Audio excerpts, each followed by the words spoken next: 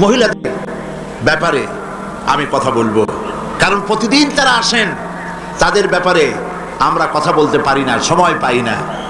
মা বোনদের ব্যাপারে ইসলাম কি বলে এটা আমাদের জানা দরকার। এখন আমি আপনাদের সামনে পেশ করতে চাই যে কোরআন, ইসলাম নারীদেরকে কি দিয়েছে। সমস্ত শিক্ষিত লোক বীর চট্টলার আজকের এই মাহফিলে আমি মনে করি অধিকাংশ মানুষ শিক্ষিত, তারা মতলববাজ লোকদের কথার জবাব দিতে পারবেন যে ইসলাম নারীকে কত গুরুত্ব দিয়েছে। কোরআনে কারীমের মধ্যে আল্লাহ রাব্বুল আলামিন কোরআনের ভেতরে নারী আর পুরুষ পাশাপাশি এনেছেন। এরকম করেন নাই যে পুরুষেরা ওয়াজ শুনতে আসলে, তাফসীর শুনতে আসলে, নামাজ পড়লে, হজ করলে, যাকাত দিলে তাদের সওয়াব বেশি হবে, আর নারীরা করলে তাদের সওয়াব কম হবে। এরকম আছে নাকি? দেখেন আল্লাহ পাক কি বলছেন। আল্লাহ রাব্বুল কোরআনে কারীমের ভিতরে বলছেন, মান আমিলা সালিহাম মিন যাকারিন আও উনসা ওয়া হুয়া মুমিনুন ফালানুহইয়ান্নাহু হায়াতান তাইয়্যিবা। আল্লাহ পাক বলেন, পুরুষ বা নারী যেই নেক আমল করবে, যারাই নেক আমল করবে, আমলে সালেহ করবে, ভালো কাজ করবে, আমি দুনিয়ায় তাদেরকে পবিত্র জীবন, সুন্দর স্বাচ্ছন্দ্যপূর্ণ জীবন যাপনের তৌফিক দিয়া দিব। এটা হলো দুনিয়ার পুরস্কার। আর আখিরাতে কি দেব? পুরুষ আর যেই আমলে সালেহ করবে, নেক কাজ করবে, পরকালে কি দিব?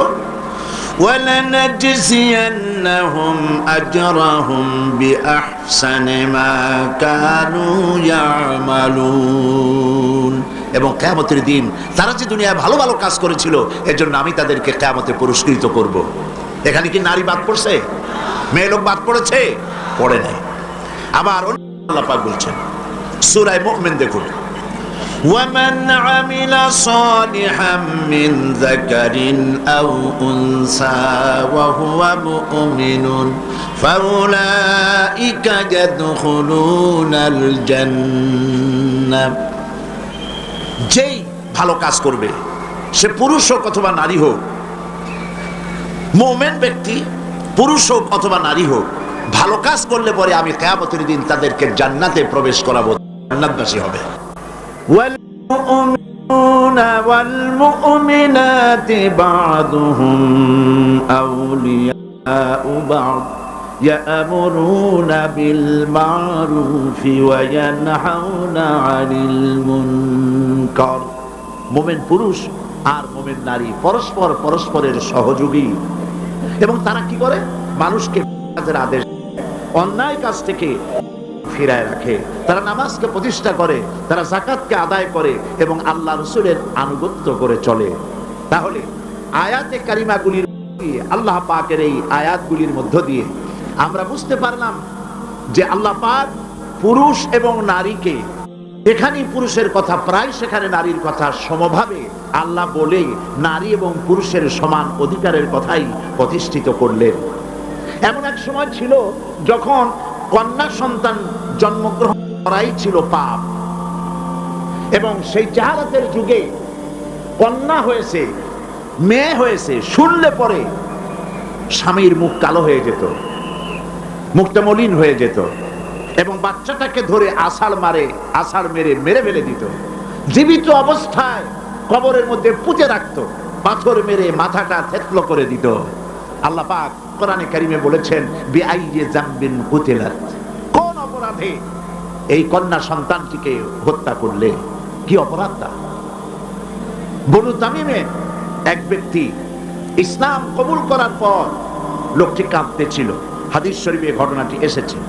নবী করিম সাল্লাল্লাহু আলাইহি ওয়াসাল্লাম তাকে প্রশ্ন করলেন, তুমি কাঁদছো কেন?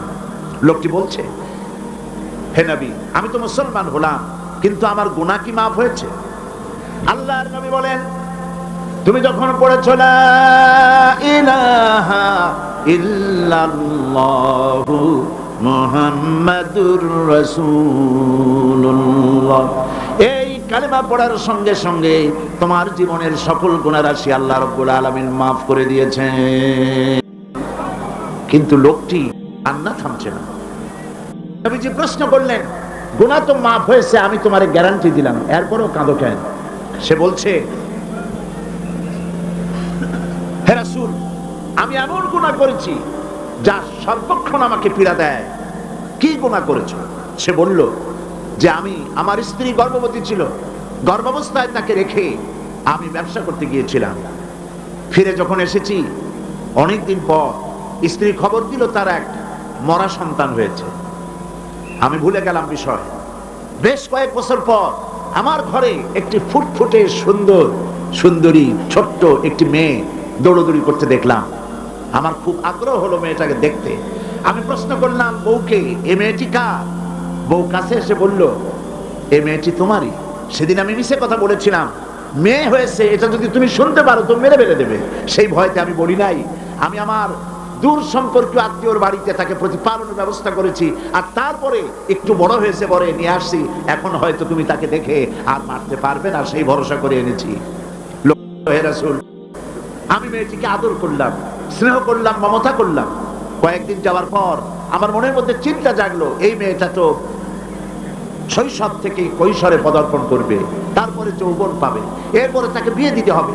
আমি সমাজপতি, আমার মেয়ে অন্যের বাড়িতে রান্না করে খাওয়াবে, অন্যের বাড়ির কাপড় চোপড় পরিষ্কার করবে, তাহলে তো আমার সম্মান বাঁচবে না, আমার ইজ্জত বাঁচবে না।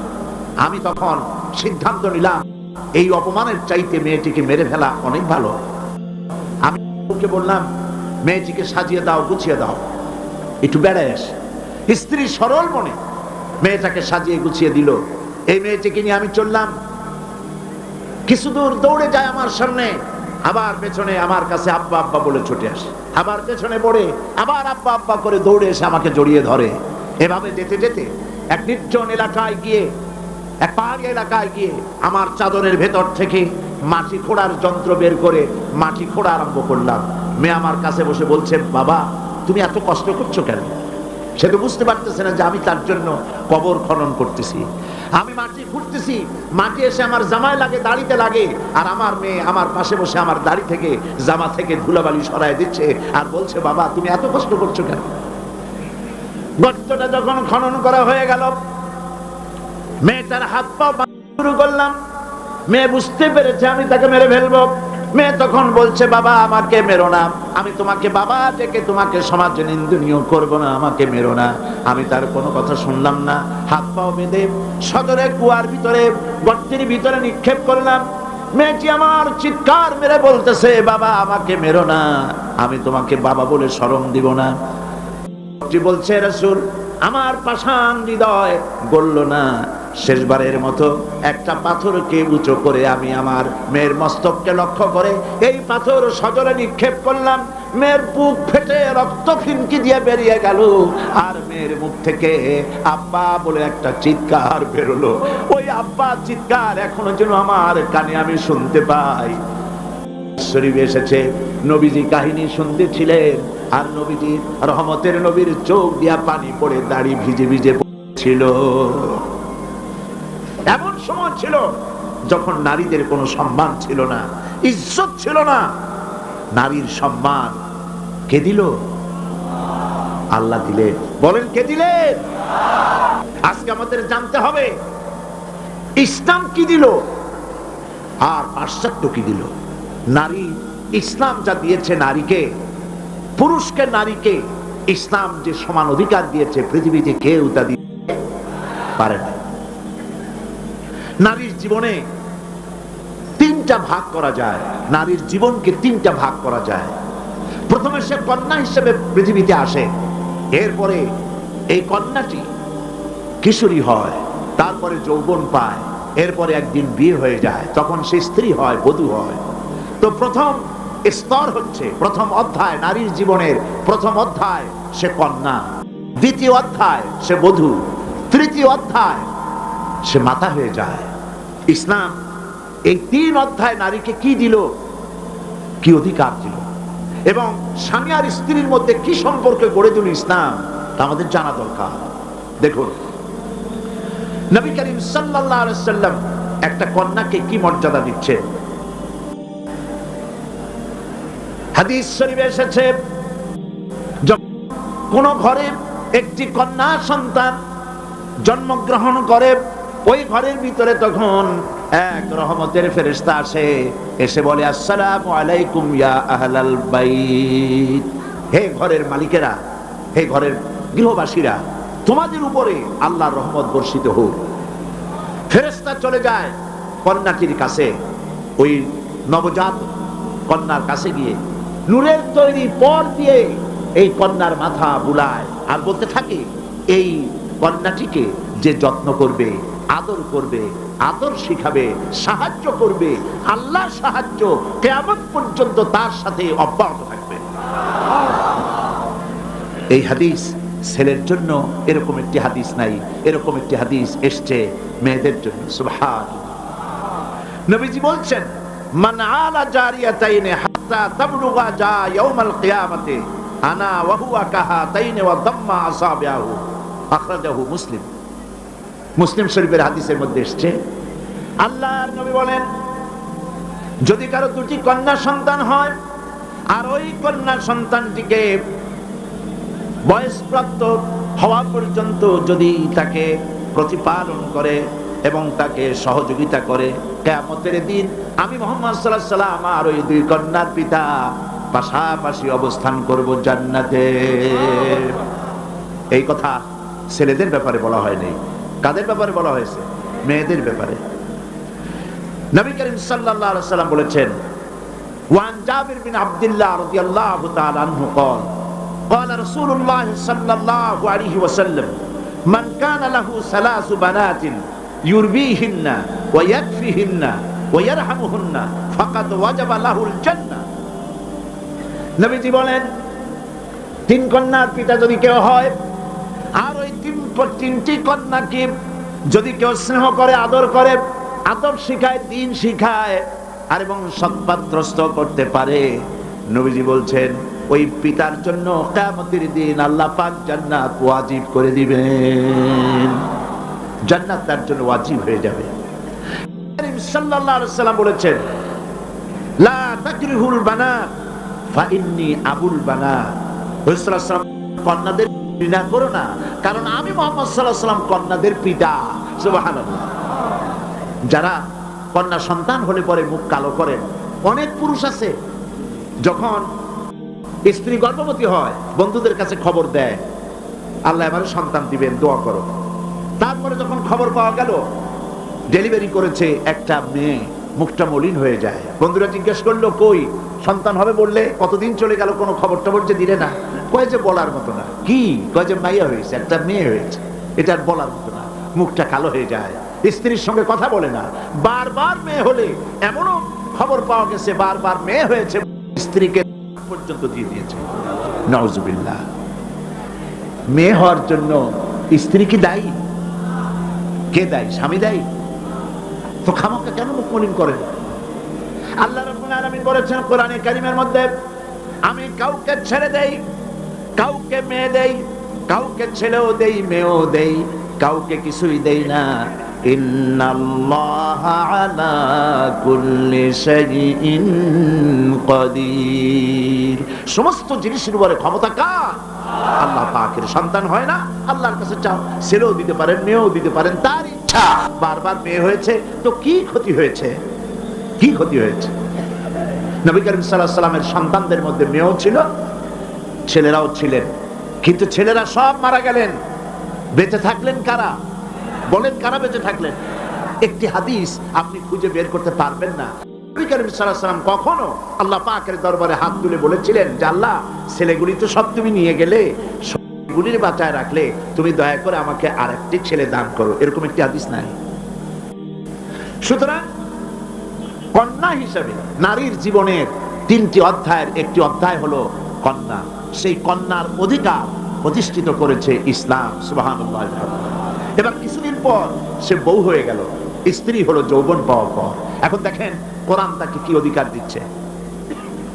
আল্লাহ রাব্বুল আলামিন বলেন, ومن آياته أن خلق لكم من أنفسكم أزواجا لتسكنوا إليها وجعل بينكم مودة ورحمة আল্লাহ পাকের অসংখ্য নিদর্শনের ভিতরে এটি একটি নিদর্শন যে তোমাদের থেকে আল্লাহ পাক তোমাদের জোড়া সৃষ্টি করেছেন এবং তোমাদের ভালোবাসা আর সহৃদয়তার সৃষ্টি করেছেন। ভালোবাসা কে সৃষ্টি করলেন? মেয়ে ঢাকা, বিয়ে করেছে চট্টগ্রামের ছেলে। দুজনের চাল চলন ভিন্ন, ভাষাও। ঢাকার মেয়ে বলে কোথায় যাবেন, চট্টগ্রামের ছেলে বলে ঘটে যাবে। দেখছেন অবস্থা? ঢাকার মেয়ে বলছে পাশে বসেন, আর চট্টগ্রামের বলছে এমনি বইউন। ভাষায় বেশ কম না? ভাষায় বেশ কম, চাল চলনে বেশ কম, খাওয়ায় বেশ কম, রুচিতে বেশ কম। মারামারি হওয়ার কথা ছিল প্রত্যেক দিন। আল্লাহ পাক বলেন আমি ভালোবাসার সৃষ্টি করেছি দুজনের মধ্যে। সুবহানাল্লাহ, আমি ভালোবাসার সৃষ্টি করেছি। জাআলা বাইনাকুম মাওয়াদ্দা, পরস্পর পরস্পরের জন্য আকর্ষণ সৃষ্টি করেছি। ওয়া রাহমা, আর সহৃদয়তা করুণার সৃষ্টি করেছি। যখন বার্ধক্যে পৌঁছে যায় স্বামী আর স্ত্রী, তখন উভয়ের মধ্যে করুণার সৃষ্টি করে দেই। সুবহানাল্লাহ বলবেন না? তো তোমার থেকে তোমার জোড়া সৃষ্টি করা হয়েছে, এখন এই স্ত্রীর প্রতি সদ্ব্যবহার করো। ওয়ালাহুন্না মিথলুল্লাযী আলাইহিন্না বিল মা'রুফ, আল্লাহ পাক বলেন সদ্ব্যবহার পাওয়ার ওই পরিমাণ অধিকার নারীদের উপরে তোমার আছে যতখানি অধিকার নারীদের উপর পুরুষের আছে। সদ্ব্যবহার শুধু তার কাছেই আশা করো না, সেও তোমার কাছে যে সদ্ব্যবহার আশা করে সেটাও তুমি তাকে দিতে শেখো। হুন্না লিবাসুন লাকুম ওয়া আনতুম লিবাসুন লাহুন্না। ইসলাম কোথায় নিয়ে গেছে? সম্পর্ক কত বাড়িয়ে দিল। হুন্না লিবাসুন লাকুম ওয়া আনতুম লিবাসুন লাহুন্না, তোমরা স্ত্রী তোমার ভূষণ স্বরূপ আর তুমি তোমার স্ত্রীর ভূষণ স্বরূপ। ভূষণ মানে কি? পোশাক। পোশাকের কথা কেন বলা হলো? এই জন্য বলা হয়েছে পোশাক মানুষের কয়েকটা উপকার করে, শুধু শীত আর গরম নিবারণ করে না। পোশাক মানুষের আয়েব ঢেকে রাখে, পোশাক মানুষের সম্মান তার লজ্জা ঢেকে রাখে। এই একের সাথে অপরের পোশাকের দৃষ্টান্ত আল্লাহ পাক দিলেন। এর অর্থ হচ্ছে পরস্পর পরস্পরের আয়েবকে ঢেকে রাখবে, একজন আরেকজনের আয়েবকে মানুষের সামনে পেশ করবে না, একজন আরেকজনকে শরম দিবে না, পরস্পরের সাথে মিলেমিশে থাকবে। একথা আল্লাহ পাক বললেন। ওয়াশিরুহুন্না বিল মারুফ, আর তোমরা স্ত্রীদের সাথে সদ্ব্যবহার করো। কে বলছেন? আল্লাহ পাক বলছেন। স্ত্রীদের ভিতরে সদ্ব্যবহার স্ত্রীদের সাথে কিভাবে করতে হবে, সব ব্যাপারে রাসূলুল্লাহ হচ্ছেন আদর্শ। লাকাদ কানা লাকুম ফি রাসূলিল্লাহি উসওয়াতুন হাসানাহ, সমস্ত ব্যাপারে তোমাদের জন্য মহত্তম আদর্শ হলেন নবী করিম সাল্লাল্লাহু আলাইহি ওয়াসাল্লাম। রাসূল সাল্লাল্লাহু আলাইহি ওয়াসাল্লাম বলেছেন তোমাদের মধ্যে উত্তম সেই যে ব্যক্তি তোমাদের স্ত্রীর কাছে উত্তম, আমি আমার স্ত্রীদের কাছে উত্তম ব্যক্তি। সুবহানাল্লাহ বলবেন না? এবার দেখেন নবীজি আদর্শ দেখালেন স্বামী স্ত্রীর সঙ্গে সম্পর্কটা কেমন হবে। হযরতে খাদিজা রাদিয়াল্লাহু তাআলা আনহা আর নবীজির ভিতরে কেমন মহব্বত ছিল, কেমন আকর্ষণ ছিল। তিনি যখন হযরত খাদিজাকে বললেন, খাদিজা আল্লাহ আমাকে নবী বানিয়েছেন, আমার উপর ঈমান আনো, এক আল্লাহর উপরে ঈমান আনো। হযরতে খাদিজা এক মুহূর্ত, একটি চোখের পলকও তিনি দেরি করেন নাই। যখনই নবীজি তাকে ঈমান আনতে বলেছেন, হযরত খাদিজা পড়েছেন লা ইলাহা ইল্লাল্লাহু মুহাম্মাদুর রাসূলুল্লাহ। নবী করিম সাল্লাল্লাহু আলাইহি ওয়াসাল্লাম বলেছেন আকাশের নিচে জমিনের উপরে খাদিজার মতো উত্তম মহিলা পৃথিবীতে আর নাই। আল্লাহ পাক তাকে দিয়েছেন। আল্লাহ পাক নিচে হযরতে খাদিজাকে সালাম জানিয়েছেন। সুবহানাল্লাহ বলবেন? হেরা পাহাড়ে হযরতে জিবরাইল আলাইহিস সালাম নবীজির সঙ্গে কথা বলছেন, ওহী নিয়ে এসেছেন। কিছুক্ষণ পরে হযরতে জিবরাইল বলেন ইয়া রাসূলুল্লাহ, আমি দেখতে পাচ্ছি খাদিজা আপনার জন্য খানা নিয়ে আসতেছেন। খাদিজা যখন আপনার কাছে পৌঁছে যাবে, আপনি খাদিজাকে বলবেন, আল্লাহ রাব্বুল আলামিন আজ আমি আসার সময় আমার মাধ্যমে খাদিজাকে সালাম জানিয়েছেন। হযরতে খাদিজা যখন নবীজির কাছে পৌঁছে গেছেন, আল্লাহর নবী বলেন, খাদিজা তোমার জন্য আজকে একটি সুসংবাদ আছে। তিনি বললেন, আমার জন্য কি খবর, কি সুসংবাদ? হযরতে রাসূল বলছেন, খাদিজা শোনো, এইমাত্র জিবরাইল আমার কাছে চলে গেলেন, আর জিবরাইল বলে গেলেন আল্লাহ রাব্বুল আলামিন তোমাকে সালাম জানিয়েছেন। হযরত খাদিজা টুকরে কেঁদে উঠলেন। তিনি বললেন, ইয়া রাসূলুল্লাহ, আমার মানব জন্ম সার্থক হয়ে গেছে, আল্লাহ আমারে সালাম জানাইছেন, এর চাইতে সৌভাগ্য আমার জীবনে আর কিছুই নাই। তবে নবীজি, আল্লাহর সালামের জবাব কেমনে দিতে হয় আমি জানি না, আপনি দয়া করে আমার পক্ষ থেকে আল্লাহর সালাম যেমনে দিলে আল্লাহ খুশি হয় তেমনি আপনি দিয়া দিবেন। কি মহব্বত স্বামী আর স্ত্রীর ভিতরে ছিল। হযরতে খাদিজা হযরতে রাসূল করিম সাল্লাল্লাহু আলাইহি ওয়াসাল্লাম, নবী করিম সাল্লাল্লাহু আলাইহি ওয়াসাল্লামের ঘরে হযরত খাদিজা যতদিন ছিলেন আরেকটি বিবাহ তিনি করেননি। হযরত আয়েশা বলছেন, নবীজি আমার কাছে ঘুমানো ছিলেন, গভীর রাত্রে আমার ঘুম ভেঙে গেল। আমি চিন্তা করলাম নবীজি কোথায় গেলেন, মনে করলাম অন্য কোন স্ত্রীর ঘরে গেছে নাকি। আমি খুঁজতে লাগলাম, কোন ঘরে পাওয়া গেল না। খুঁজতে খুঁজতে অবশেষে আমি নবীজিকে পেলাম রিয়াদুল জান্নাতের ভেতরে, মসজিদে নববীর জান্নাতের টুকরার ভেতরে বসে নবীজি মুনাজাত করতেছেন। আমিও পিছনে আল্লাহর দরবারে হাত তুললাম। নবীজি বলতেছিলেন, রব্বুল আলামিন কঠিন ওই হাসরের ময়দানে মা তার সন্তান ভুলে যাবে, তার সন্তান ভুলে যাবে, স্বামী তার স্ত্রীকে হারায় ফেলবে, স্ত্রী তার স্বামীকে চিনবে না। ওই কঠিন হাসরের ময়দানে তাআলা আমি যেন আমার খাদিজারে হারায়া না যাই। মুনাজাত শেষ হওয়ার পর হযরত আয়েশা বলেন, ইয়া রাসূলুল্লাহ, খাদিজা এই বুড়ির কথা এখনো কেন আপনার মনে পড়ে? খাদিজার পরে কুমারী মেয়েও তো আপনি বিয়ে করেছেন, খাদিজার কেন বুড়ির কথা বলতে পারেন না? নবীজি বলেন, আয়েশা রে, খাদিজার সম্পর্কে এরকম কথা আর তুমি বলবে না।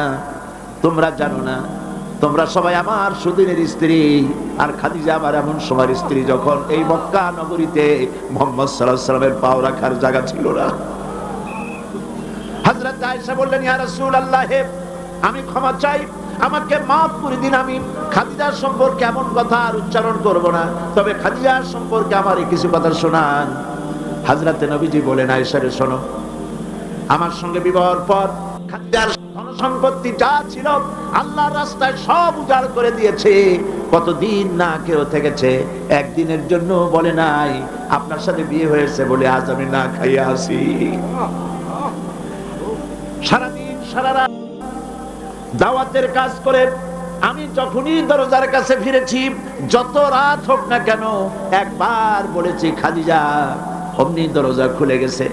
আমি প্রশ্ন করেছি, খাদিজা, যত রাত্রে আসলাম একদিনও দুইটা দাগ দেওয়া লাগলো না, তুমি কি ঘুমাও না?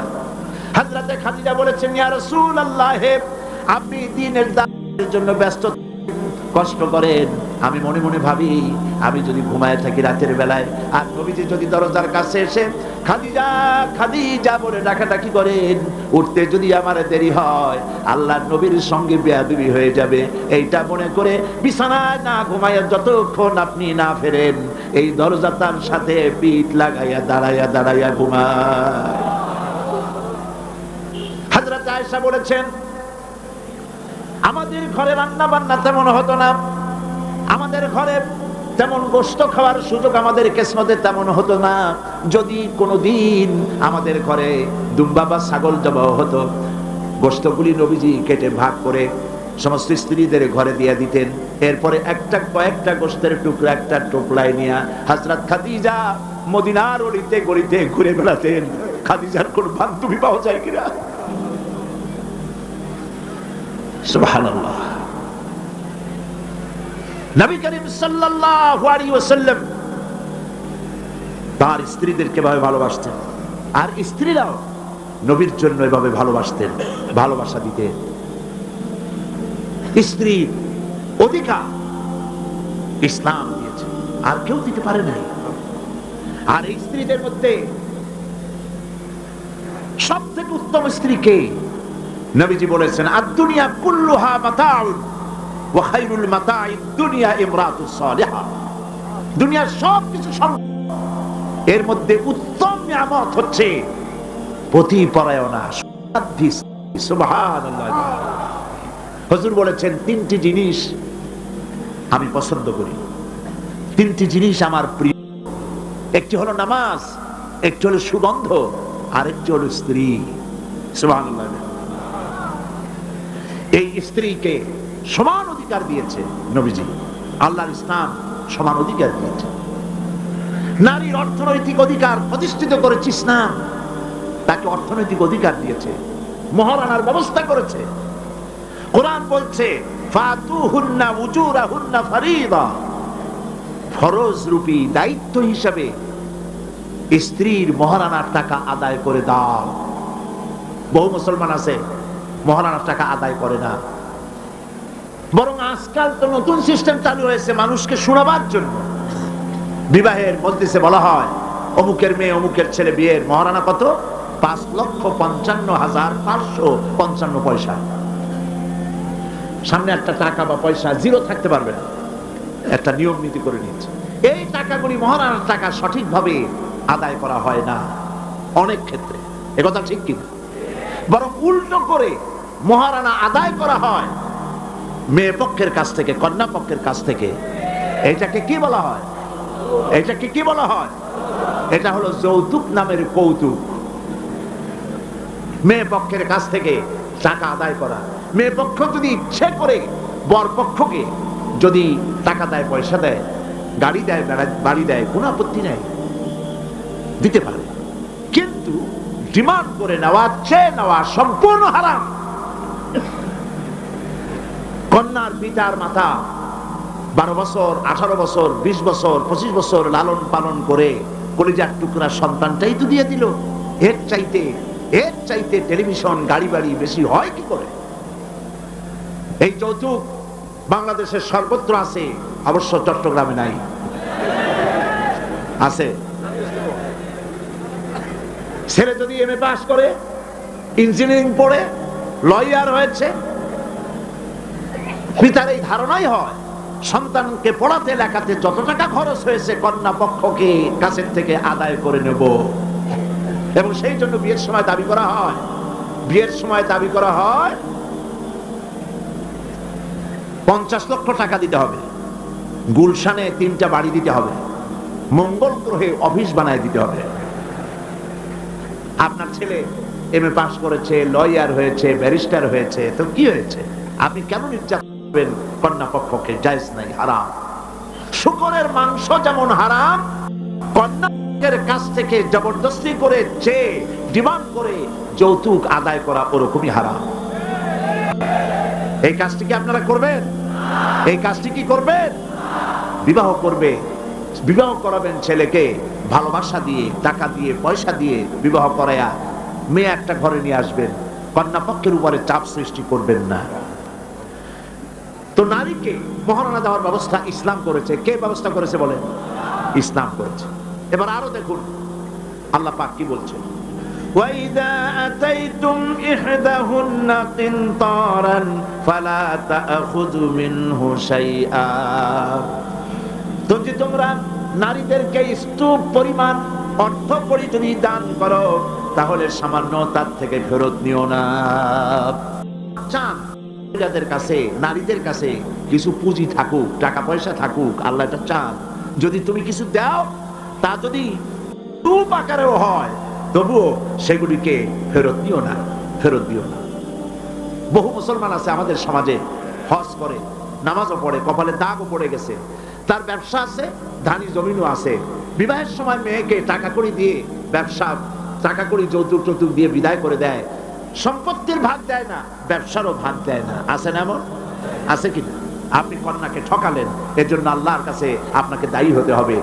মেয়েদেরকে অর্থনৈতিক অধিকার আল্লাহ এভাবে প্রতিষ্ঠিত করেছেন, সে মহিলাদেরকে অর্থনৈতিক দিক থেকে তাদেরকে নির্যাতন করা যাবে না। এবার মেয়েদেরকে শিক্ষার অধিকার দেওয়া হয়েছে, কোনটা দেওয়া হয়নি? তারা বলছে, ইসলামের দুশমনেরা বলে নারীদেরকে ইসলাম ঠকাইছে। কোথা থেকে ঠকালো? কন্যা হিসেবে মর্যাদা দিল, বধূ হিসেবে মর্যাদা দিল, তারপরে অর্থনৈতিক সুযোগ করে দিল, এবার শিক্ষার অধিকারও প্রতিষ্ঠিত করলো। হযরতে আয়েশা রাদিয়াল্লাহু তাআলা আনহা, তিনি শিক্ষার্থী ছিলেন, হাজার হাজার সাহাবীর উস্তাদ ছিলেন। সুবহানাল্লাহ বলেন। হাদিসের উস্তাদ ছিলেন, তাফসীরের উস্তাদ ছিলেন, ফিকহের উস্তাদ ছিলেন। শিক্ষার অধিকার ইসলাম দিয়েছে নারীকে। নারীরা লেখাপড়া করতে পারবে, কোনো অসুবিধা নেই। এভাবে অধিকার শুধু অর্থনৈতিক নয়, লেখাপড়ার অধিকার দিল। তালাকের একটি অধিকার, এটি একটি গুরুত্বপূর্ণ বিষয়। তালাকের অধিকারটিও শুধুমাত্র পুরুষের না, এই তালাকের অধিকার নারীদেরকেও দেওয়া হয়েছে। কথা বুঝতে পেরেছেন? তালাকের অধিকার, বিবাহ বিচ্ছেদের অধিকার শুধু পুরুষের নয়, নারীকেও দেওয়া হয়েছে। পুরুষ যদি অকর্মণ্য হয়, যদি সে উন্মাদ হয়, জালিম হয়, নপুংসক হয়, তাহলে এই স্ত্রী কোর্টে তা প্রমাণ করে তার স্বামীকে পরিত্যাগ করে ইচ্ছে মতো স্বামী গ্রহণ করতে পারবে। ইসলাম সুযোগ দেয়। তালাক, কথায় কথায় তালাক দেওয়ার একটা রেওয়াজ আমাদের দেশে আছে। বাংলাদেশে যদি আল্লাহ কোনদিন দয়া করে ইসলামী রাষ্ট্র প্রতিষ্ঠিত করে দেন, তাহলে কথায় কথায় তালাক দেওয়ার এই প্রথাকে বন্ধ করে দেওয়া হবে। তরকারিতে লবণ কম হয়েছে, শুটকি মাছে ঝাল হইল কেন, এই সব কথা বলে তালাক দেওয়া যাবে না। আর একসঙ্গে 3 তালাক দেওয়া তো যাবেই না। এক সাহাবী এসে নবী করিম সাল্লাল্লাহু আলাইহি ওয়াসাল্লামের কাছে খবর দিলেন যে একজন তার স্ত্রীকে একসাথে 3 তালাক দিয়েছে। নবী করিম সাল্লাল্লাহু আলাইহি ওয়াসাল্লাম এত গুসা হয়েছিলেন যে বসার থেকে দাঁড়ায় গেলেন। তিনি বললেন, এই লোকটি তো আল্লাহ পাকের কোরআনের সাথে তামসা করেছে। তালাকের আল্লাহর কাছে 2টা হালাল সবচেয়ে জঘন্য। 2টি হালাল সবথেকে জঘন্য। একটা হলো ভিক্ষাবৃত্তি, আর একটা হলো তালাক। যখন তালাক দেওয়া হয় অন্যায় ভাবে, গোসায় আল্লাহর আরশ কাঁপতে থাকে। নাউজুবিল্লাহ বলেন। আপনি এভাবে তালাক দিতে পারবেন না। তালাক দেওয়ার নিয়ম হলো, যখন স্ত্রীর সাথে, লক্ষ্য করুন, স্ত্রীর সাথে বনিবনা হচ্ছে না, স্ত্রীর চরিত্র খারাপ, স্ত্রীর দাজ্জাল মার্কা, বনেই না, তো আল্লাহ পাক তখন বলেছেন, উভয় পক্ষের আত্মীয় স্বজন নিয়ে মীমাংসা করার চেষ্টা করো, সালিসি করো। যদি মীমাংসায় না হলো, তাহলে 1 মাসে 1 তালাক দাও, বিছানা আলাদা করে দাও, এবং অপেক্ষা করো তার এই অবস্থা দেখে সে ফিরে আসে নাকি। যদি ফিরে আসে তো গ্রহণ করো, যদি ফিরে না এলো 2য় মাসে 2য় তালাক দাও।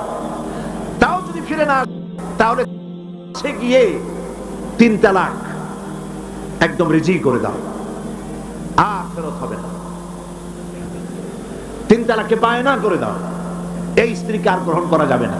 এখন আমাদের দেশে রাগের মাথায় একসাথে 3 তালাক দেওয়ার পর মনে মনে অনুশোচনা হয়, এতগুলো ছেলে পেলে নিয়ে করবো কি, কি সর্বনাশ হইল। রাগের মাথায় করলামটা কি? এখন এই বউ ফিরে পাওয়ার জন্য মসলা তালাশ করে। তখন গ্রামের মুন্সি মৌলবী, এই জাতীয় 1 শ্রেণীর লোক আছে যারা কোরআন বোঝে না, হাদিস বোঝে না, তারা হিল্লা নামক একটা ঔষধ বাইর করছে। সেই ঔষধটা কি? তারা বলে যে এই স্ত্রীকে যদি আবার নিতে চাও, তাহলে আরেকটা পুরুষের সঙ্গে বিবাহ করো, এবং শর্ত করো যে তোমার কাছে দিলাম, 2-3 দিন পর তুমি তালাক দিয়ে দিবা, এরপরে আমরা নিয়ে নেব। তালাকের নিয়তে বিবাহ করা এটা সম্পূর্ণ হারাম, বিবাহ হবে না। তালাকের নিয়তে বিয়ে করলো, বিয়ে হবেই না। তারপরে এই যে ভাড়া করা, একজনের সঙ্গে হিলা করতে দেওয়া, এটাকে হাদিসের ভাষায় বলা হয়েছে ভাড়া করা শার্ট। ভাড়া করা শার্ট। ইসলামে এই ধরনের কোনো বিধান নাই। সবাই কান খুলে শুনুন, হিল্লা করার যে ব্যবস্থা বাংলাদেশে গ্রামে গঞ্জে আছে, শরীয়তের কোনো অস্তিত্ব নাই। কেউ যদি তার স্ত্রীকে তালাক দেয় আর এই স্ত্রীকে আবার ফেরত দিতে চায়, পর্যন্ত ফেরত দিতে পারবে না। একটা পথ আছে, সেই পথটা হলো এই ইচ্ছে করে কোনো স্বামী গ্রহণ করেন, আর সেই স্বামী যদি ইচ্ছে করে ঘটনাচক্রে তালাক দেয়, অথবা ঘটনাচক্রে সেই স্বামীর যদি মৃত্যু হয়, তাহলেই কেবলমাত্র প্রথম স্বামীর কাছে আসতে পারবে। এছাড়া প্রথম স্বামীর কাছে আসা কিয়ামত পর্যন্ত সম্ভব নয়। এইটা ইসলাম করেছে দৃষ্টান্তমূলক শাস্তি দেওয়ার জন্য। কথায় কথায় তালাক দেবা, বাগুন ভর্তায় মরিচ হইল কেন, এইসব শয়তানি চলবে না।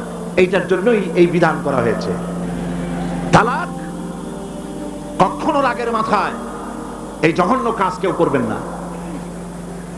যদি করতেই হয় তাহলে 3 মাসে 3 তালাক হবে, একসাথে 3 তালাক দেওয়া যাবে না। যদি কেউ একসাথে 3 তালাক দিয়ে বসে, তালাক হয়ে যাবে, এটাও মনে রাখবেন। তালাক হয়ে যাবে, তবে আল্লাহ পাক অসন্তুষ্ট হবেন, নারাজ হবেন, গুসায় আল্লাহর আরশ কাঁপতে থাকে। এই কাজটি কখনো করবেন না। আল্লাহ পাক তালাক চান না। আল্লাহ চান স্বামী স্ত্রীর মধ্যে মহব্বত পয়দা হোক। সুবহানাল্লাহ। যদি স্ত্রীর উপর রাগ হয়, কখনো মন খারাপ হয়, আল্লাহ বলছেন ওয়ালা তানসাউল ফাদলা বাইনাকুম, তোমরা পরস্পর পরস্পরের অনুগ্রহকে ভুলে যাও। আজকের একটা ব্যাপারে মন খারাপ হইছে, তুমি চিন্তা করো তোমার জীবনের অনেক ক্ষেত্রে এই স্ত্রীর অনেক অবদান আছে, সেগুলিকে মনে করে আজকেরটা মাফ করে দিলেই তো সারে। সুবহানাল্লাহ। আল্লাহ পাক চান না স্বামী স্ত্রীর ভিতরে অসন্তুষ্টি থাকুক এবং তালাক পর্যায়ে চলে যায়। একবার নবী করিম সাল্লাল্লাহু আলাইহি ওয়াসাল্লাম বসে আছেন মসজিদে নববীর ভিতরে, মুখ মলিন, সাহাবায়ে কেরাম ভয়তে কথা বলতে পারছেন না। কিছুক্ষণ পর হুজুর হযরত আলী হযরত ফাতেমার ঘরে ঢুকলেন, বেরিয়ে আসলেন হাসি মুখে। তিনি প্রশ্ন করলেন, সাহাবায়ে কেরাম জিজ্ঞেস করলেন, হে রাসূল, একটু আগে আপনার মুখ এত মলিন ছিল, আর এখন আপনি এত হাসি খুশি, আমরা তো তখন কথা বলতে সাহস পাইনি। হুজুর কি হয়েছিল? আল্লাহর নবী বলেন, ওদের মধ্যে মনোমালিন্যের সৃষ্টি হয়েছিল আর আমার মনটা খারাপ হয়ে গিয়েছিল। ওদের, বুঝতে পারছেন তো, হযরত আলী এবং ফাতেমার মধ্যে মনোমালিন্য সৃষ্টি হয়েছিল, আমার মনটা খারাপ হয়ে গিয়েছিল। আমি ভেতরে গেলাম, উভয়ের সঙ্গে কথা বললাম। এখন তারা দুজনের মধ্যে তাদের ভুল বুঝাবুঝির নিরসন হয়েছে, আমার মনটা খুশি হয়ে গেছে। নবীজি বলেন, ফাতেমাকে যে কষ্ট দেয় সে আমাকে কষ্ট দেয়, কারণ ফাতেমা আমার কলিজার টুকরা। স্বামী এবং স্ত্রীর মধ্যে সম্পর্ক ভালো থাকতে হবে, অধিকার সমান, তবে স্বামীর মর্যাদা বেশি। মর্যাদা কার বেশি? স্বামীর মর্যাদা বেশি। তিরমিজি শরীফের হাদিস এসেছে, আল্লাহর নবী একদিন একদিকে যাচ্ছিলেন, জঙ্গল থেকে এক পাহাড়িয়া উট এসে নবীজির কদমের উপরে, নবীজির কদম মোবারকে চুমা দিল, সেজদা করলো। সাহাবায়ে কেরাম বললেন, ইয়া রাসূলুল্লাহ, পাহাড়ের উটের কি সৌভাগ্য, আল্লাহর নবীর পায়ের উপরে চুমা খেয়েছে, সেজদা দিয়েছে, আমাদেরকে অনুমতি দেন, আপনার কদমের উপরে আমরা সেজদা দিয়া ধন্য হই। হুজুর বলেন, শোনো, আমি যদি এই পৃথিবীতে মানুষকে সেজদা করার জন্য যদি পারমিশন দিতাম, তাহলে পৃথিবীর সমস্ত নারীদেরকে বলতাম তারা যেন তাদের স্বামীকে সেজদা দেয়। তাহলে মর্যাদা কার বেশি? স্বামীর মর্যাদা বেশি। অধিকার সমান, মর্যাদা বেশি স্বামীর। আবু দাউদ শরীফের হাদিসে এসেছে, নবীজি বলেছেন, কোন স্ত্রী লোক এমন অবস্থায় যদি মারা যায় যে তার স্বামী তার উপরে সন্তুষ্ট ছিল, আল্লাহ রাব্বুল আলামিন ওই মেয়ে লোকটি জান্নাত দান করে দিবেন। স্বামীর মর্যাদা এখানে বেশি। তাহলে আমরা দেখলাম অধিকারের দিক থেকে যখন নারী ছিল, বধূ ছিল, কন্যা ছিল, বধূ ছিল, সব জায়গায় ইসলাম নারীকে সম্মান বাড়িয়ে দিল। ঠিক কিনা বলেন?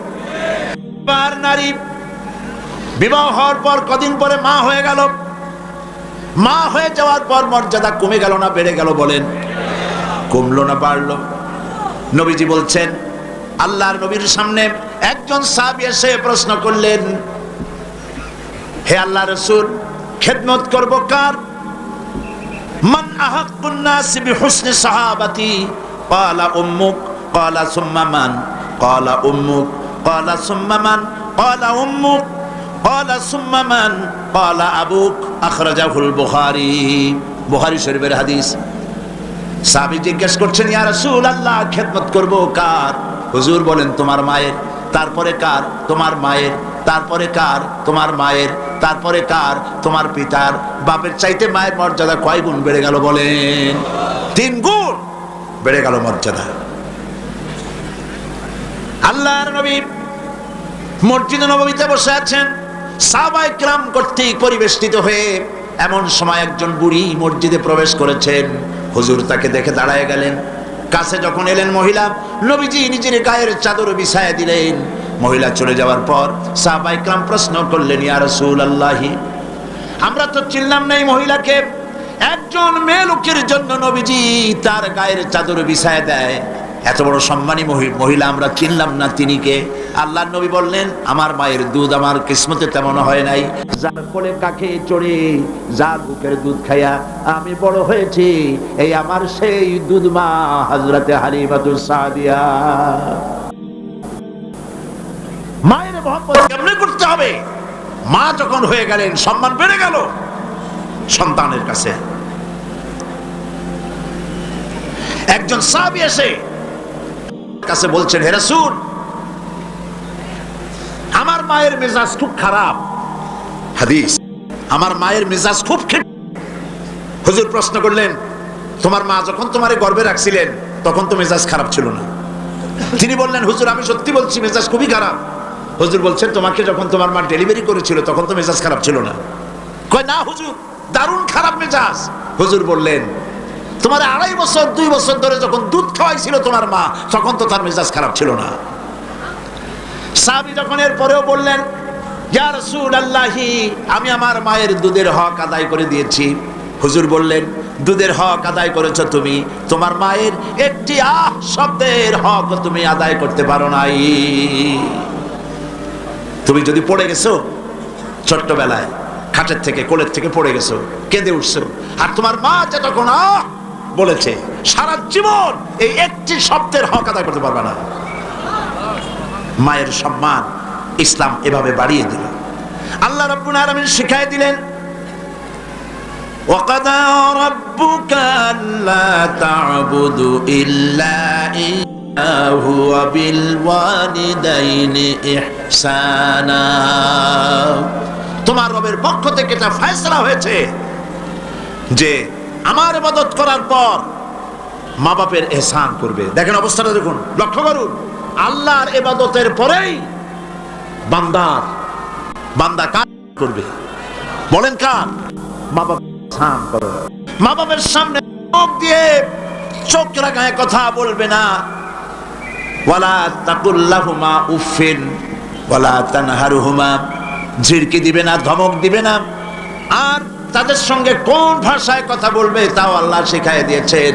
আল্লাহ পাক বলেন, ওয়াকুল লাহুমা কাওলান কারীমা, সম্মান সূচক কথা বলো মা বাবার সাথে। আর শিখাই দিলেন, বান্দারা তোমার মা বাবার জন্য আমার কাছে এই ভাষায় দোয়া করো, রব্বির হামহুমা কামা রাব্বায়ানি সাগীরা। আয় আমার রব, আমার মা বাপ ছোটবেলায় আমাকে যেভাবে স্নেহের করে লালন পালন করেছে, আল্লাহ পাক দয়া করে আমাকে, আমার পিতামাতাকে তোমার রহমতের কোলে লালন পালন করো। আল্লাহ পাক শিখাই দিয়েছেন। এই দোয়া করবেন তো? মনে থাকবে? প্রত্যেক নামাজের পরে মুনাজাতে এই দোয়া করবেন। মা বোনেরা লেখাপড়া করতে পারবেন, চাকরি করতে পারবেন, জিহাদে যেতে পারবেন, সবই করতে পারবেন পর্দার ভিতরে থেকে। আল্লাহ পাক কোরআনে কারিমে বলেছেন, ওয়াকারনা ফি বুয়ুতিকুন্না ওয়ালা তাবাররাজনা তাবাররুজাল জাহিলিয়াতিল উলা।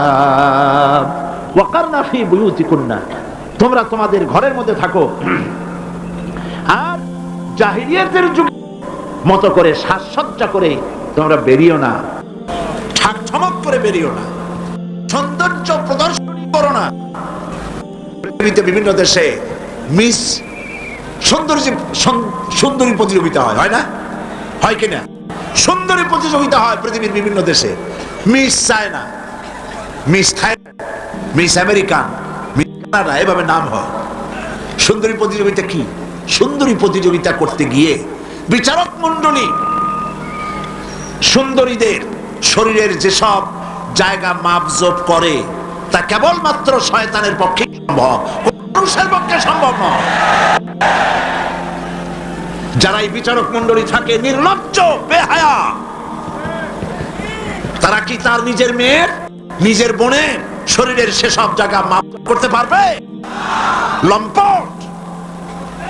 বাংলাদেশে সুন্দরী প্রতিযোগিতা কিয়ামত পর্যন্ত হতে দেওয়া হবে না। পর্দার বিষয়টি আলোচনা করতেছিলাম। পর্দা করা ফরজ। পর্দা করা কি ফরজ? নবীজি বলেছেন এমন এক সময় আসবে, ক্বালা রাসূলুল্লাহ সাল্লাল্লাহু আলাইহি ওয়াসাল্লাম, নিসাউন কাসিয়াতুন আরিয়া মুমিলাতুন মাইলাতুন রুউসুহুন্না কাল বুখতিল মাইলা লা ইয়াদখুলনাল জান্নাতা ওয়া লা ইয়াজিদনা রিহাহা, আখরাজাহু মুসলিম। আল্লাহর নবী বলেন এমন এক জামানা আসবে যখন বস্ত্র পরিধানকারিণী উলঙ্গিনী হবে মেয়ে লোকগুলি, উটের চুটের মতো করে খোপা বেঁধে মরাল সময় হেলে দুলে পরপুরুষের আকর্ষণ করে রাস্তায় চলাফেরা করবে। এরা জান্নাতীর কথা, জান্নাতের সুঘ্রাণ এদের নাকে প্রবেশ করবে না। কাসিয়াতুন আরিয়া, বস্ত্র পরিধানকারিণী উলঙ্গিনী। কথা শুনতেছেন আপনারা? বুঝতে পারতেছেন? বস্ত্র পরিধানকারিণী উলঙ্গিনী, কাপড় পরছে, যা পরাও যা, না পরাও তাই, জান্নাতে যেতে পারবে না। এই জন্য অশালীন পোশাক বাদ দিতে হবে। রাসূলুল্লাহ বলেছেন আরাফাতের ময়দানে, তোমরা যেমন খাবে তোমাদের মেয়েদেরকে, স্ত্রীদেরকে তেমন পরাবে। তোমরা যেমন খাবে তেমন তাদের খাওয়াবে। তোমরা যেমন পরবে তেমন তাদেরকে পরাবে। কেউ কেউ এর অর্থ করেছে যেমন খাবো তেমন খাওয়াবো, এটা তো ঠিক আছে। যেমন পরি তেমন তাদেরই পরাতে হবে। তো পুরুষও প্যান্ট শার্ট পরে মেয়েদেরকেও প্যান্ট শার্ট পরানো শুরু করছে। নাউজুবিল্লাহ বলে। কিয়ামতের অনেকগুলি আলামত আছে। হযরত আলী রাদিয়াল্লাহু তাআলা হাদিস রওয়ায়াত করেছেন, কিয়ামতের পূর্বে 15টি লক্ষণ প্রকাশ পাবে, তিরমিজি শরীফের হাদিস। তার মধ্যে একটি লক্ষণ হলো এই, মেয়েরা পুরুষের পোশাক পরবে, পুরুষরা মেয়েদের পোশাক পরবে। এটা তো শুরু হয়ে গেছে। শুরু হয়েছে কিনা? মেয়েরা, আমাদের দেশেও এই প্রচলন শুরু হয়েছে। কোন কোন ক্ষেত্রে মহিলারা প্যান্ট শার্ট ইত্যাদি চাদরবিহীন এগুলি পরে রাস্তায় বেরোনো শুরু হয়ে গেছে। আর পুরুষগুলি, আমাদের দেশে এগুলি কম, বিদেশে দেখেছি কানে দুল পরে। আমাদের দেশে দুল পরা শুরু করছে কিনা আমার চোখে এখনো পড়ে নাই। আছে? আমি তো এত খতায় দেখি, তারপরেও আমার নজরে পড়ে নাই। তবে চেন পরা দেখেছি, সোনার চেন বহু নজরে পড়েছে। চেন গলায় পরে পুরুষ মাঘের পৌষের প্রচন্ড শীতে সামনের 3-4টা বোতাম খোলা রাখে, যাতে মানুষে বুঝে উনি একখান কিছু পড়ছেন। হারাম, হারাম। পুরুষের জন্য এক রত্তি স্বর্ণ জায়েজ নাই। কারো যদি থাকে এগুলি খুলে আজই, বউ থাকলে বউরে দাও, না থাকলে বুনেরে দাও, আর না থাকলে কিছু যদি না থাকে বাক্সে উঠায় রাখো, বউ আসলে তারে পরাই দিও, তোমার জন্য হারাম। বিদেশে কানে দুল পরে, নাকে ফুল পরে। আমি অবাক হয়েছি, ঠোঁটে রিং, ঠোঁটে জিহ্বাও রিং পরে। ভাত খায় কেমনে আল্লাহই জানে। শয়তান কারে বলে না, আমার দেশে জিহ্বায় ঠোঁটে রিং আমি দেখিনি। আমি ইউরোপ আমেরিকা দেখেছি, মাথার চুল চতুর্দিক থেকে কেটে মাথার চান্দির উপরে তালপট্টির দ্বীপের মতো বানায় রাখে। আবার দুই দিক থেকে কামাইয়া মাথার উপরে তাল পাতার মতো রঙিন করে চুল খাড়া করে রাখে। আবার পিছনের চুল ছোট ছোট কেটে, ছোট করে কেটে ওইখানে বাড়ির নম্বর, রোড নম্বর, টেলিফোন নম্বর লিখে রাখে।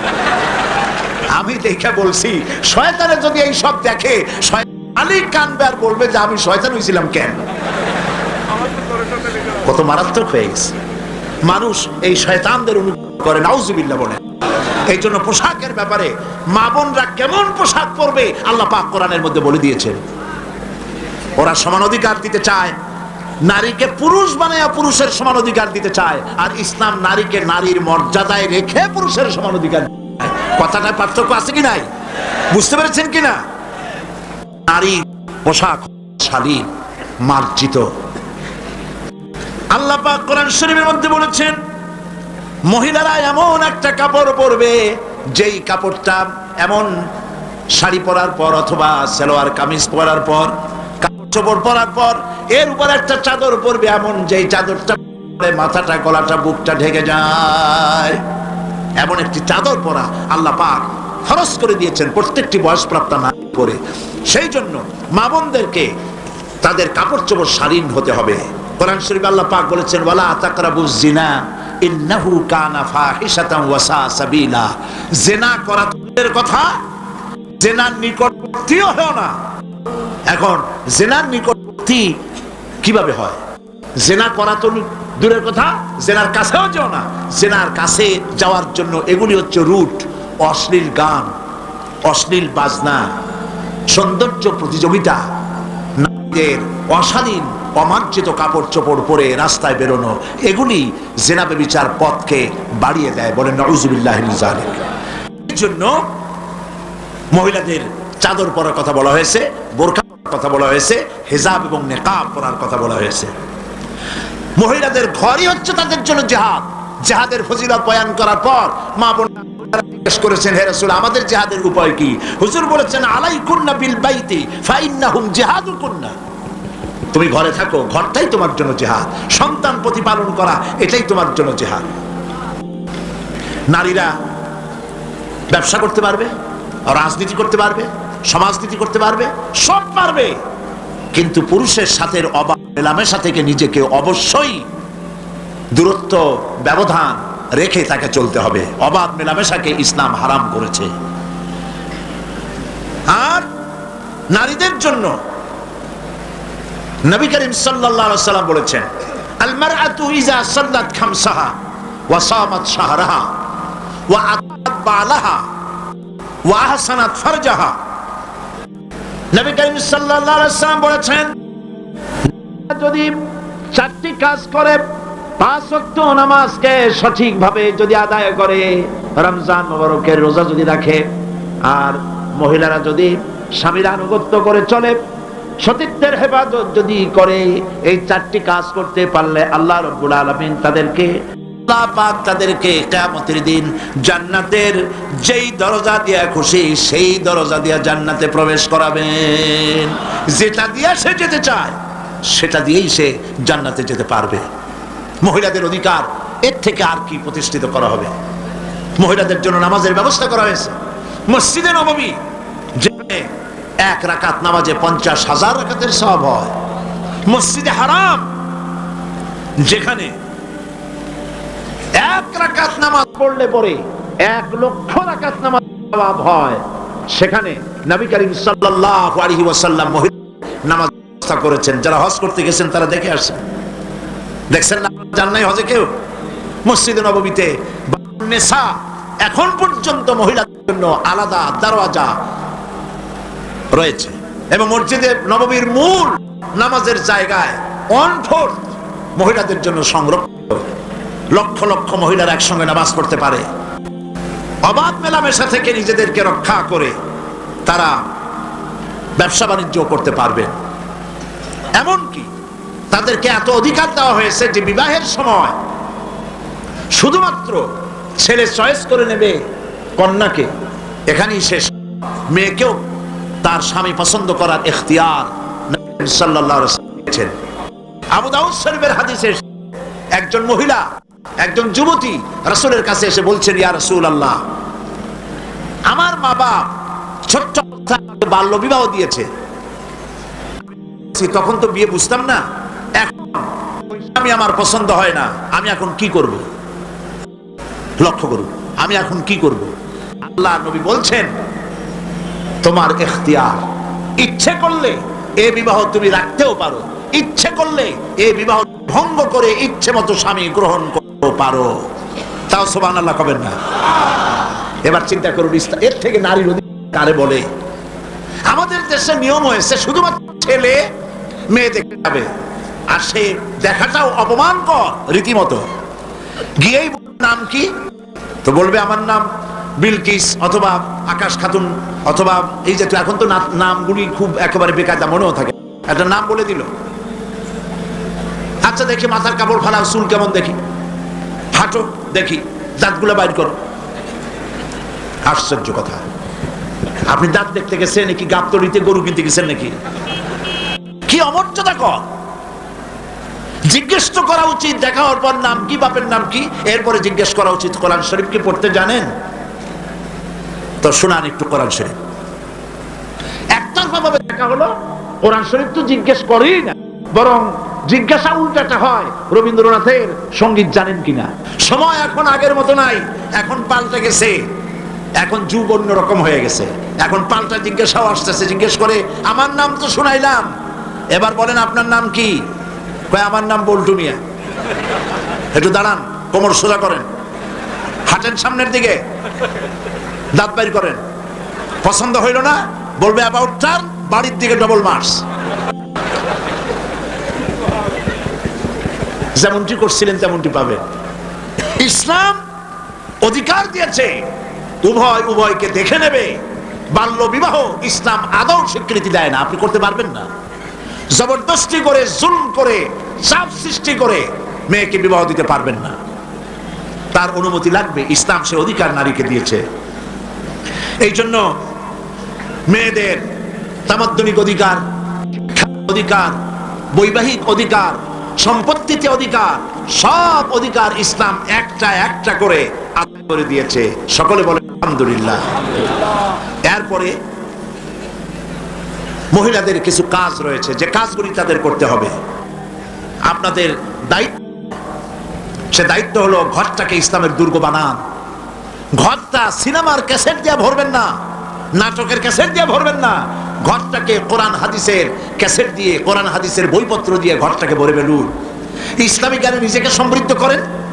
স্বামীকে ইসলামের রাস্তায় আনার জন্য প্রাণান্ত চেষ্টা করুন। যদি ইসলামের রাস্তায় না থাকে, রাগ করে পারবেন না, অভিমান করে পারবেন না, ভালোবাসা দিয়ে স্বামীকে ইসলামের রাস্তায় আনার চেষ্টা করেন। সন্তান সন্ততিকে ইসলামের চরিত্রে গড়ে তোলার জন্য শ্রম দেন, আদব শিখান, দিন শিখান। ছেলে মেয়েদেরকে এমন কোন কিন্ডারগার্টেন স্কুলে দিবেন না যেখানে পড়ে, যেখানে লেখাপড়া করলে পরে দিন শিখবে না, ইমান শিখবে না, ইসলাম শিখবে না। এমন জায়গায় দিবেন যেখানে দিলে পরে কোরআন হাদিস শিখতে পারে, আদব শিখতে পারে, ইসলাম শিখতে পারে। খালি ইংরেজি শিখলেই হবে না। আমি ইংরেজির বিরোধী নই, শিখুন, সমস্ত ভাষার স্রষ্টা আল্লাহ, কিন্তু এমন স্কুলে দেবেন যেখানে দিলে পরে আরবিও শিখবে, ইংরেজিও শিখবে, বাংলাও শিখবে, আর সাথে সাথে কোরআন হাদিসও শিখবে। এইরকম স্কুল তারা করবেন। প্রাইভেট মাস্টার রাখবেন, এমন মাস্টার যে মাস্টার নামাজি দেখে রাখবেন, বেয়াদব, ধর্মনিরপেক্ষতায় বিশ্বাস করে, এমন কোন ছেলেকে বাড়িতে নিয়ে পড়াতে দেবেন না। আপনার সন্তান নষ্ট করে দেবে। কথা বুঝতে পেরেছেন?